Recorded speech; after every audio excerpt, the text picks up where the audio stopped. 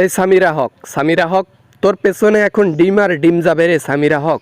তুই যে কাজ করছিস তাতে বাংলার মাটিতে সাধারণ পাবলিকও এখন স্ত্রীকে বিশ্বাস করতে ভয় পাবে। সেই সময় 12 লাখ টাকা আমার কাছে 12 কোটি টাকা মনে হয়েছিল, আর ডিলটাও মন্দ ছিল না। আমার আবার মনে হয়েছিল শাবনুরের সাথেও রিলেশন, তাই দিছি মারিয়া। সত্য যে কখনো চাপা থাকে না, এটার জলজ্বলন্ত প্রমাণ হচ্ছে তোমরা। ডন, তুমি 29 বছর পর আজকে তোমাদের বিচার হচ্ছে। আহারে, দেখতেই তো ভাল লাগতেছে। সমস্যা নাই। আমরা টাকা পয়সা দিয়ে যেভাবে হোক জেল থেকে বের হব, এটা কোনো ব্যাপার হলো আমাদের কাছে? কোনো ব্যাপারই না। তার উপর আমরা আওয়ামী লীগ করি। সামিরা হক, ভুল করেও আওয়ামী লীগের নাম ওই জেলের মধ্যে নিস না। যদিও তোকে 50 বছরের শাস্তি দেয়, ওই আওয়ামী লীগের কথা শুনে তোকে 150 বছরের শাস্তি দেবে।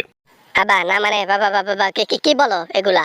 বাবা আমার তো ভয় লাগতেছে। হ্যাঁ হ্যাঁ, আমি কিছু করি নাই। ওরা আমাকে জোর করে এইসব করাইছে, আমি কিছু করি নাই। কত সুন্দর মনের মানুষ ছিল তিনি, সালমান শাহ। দেখতেও যেমন সুদর্শন, মনটাও ছিল তার ভালো। তার সাথে এমনটা তোরা কেন করলি? একটুও লাগলো না মনের মধ্যে? টাকা পয়সা আর শাবনুরের সাথে রিলেশনের কথা ভেবে এই ডিসিশন নিয়েছিলাম। যাই হোক, এখন আর এগুলা বলে লাভ কি?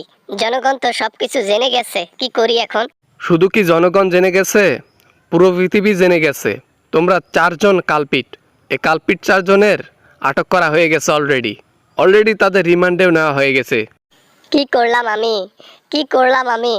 আমি দেখি বিপদে পড়ে গেলাম। কে জানতো 29-30 বছর পর এভাবে ধরা খাবো? হ্যাঁ, ভাবতেও পারি নাই আমি কখনো। এখন ভেবে নে, ভাবতে পারিস না, এখন ভেবে নে। সত্য কখনো চাপা থাকে না। আর কিছু পাপ দুনিয়াতেই শোধ হয়ে যায়, আর কিছু পাপ আখেরাতের জন্য, যেটা মাপ হবার নয় কখনো। হায় রে কপাল, কেন যে আমি বিদেশে গেলাম না? হ্যাঁ, কেন আমি বিদেশে গেলাম না? আমাকে একেবারে ধরে নিল। এখন আমি কি করব আমি এখন?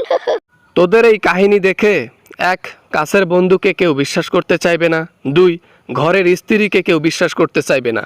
এমন কাজ করলি তোরা, সমাজকে নষ্ট করে ফেললি। হয়েছে, অনেক কথা বলছেন। আর কথা শুনতে চাই না। হ্যাঁ, ধরা খাইছি তো কি হয়েছে?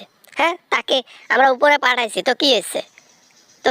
হ্যাঁ, কিছুই হয় নাই, সবে মাত্র ধরা খাইছো।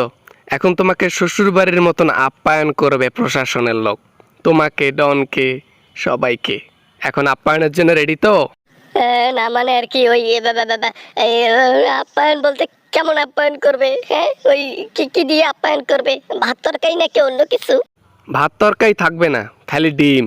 রাজহাঁসের ডিম, উট পাখির ডিম, তারপর হচ্ছে হাঁসের ডিম, চড়ার ডিম।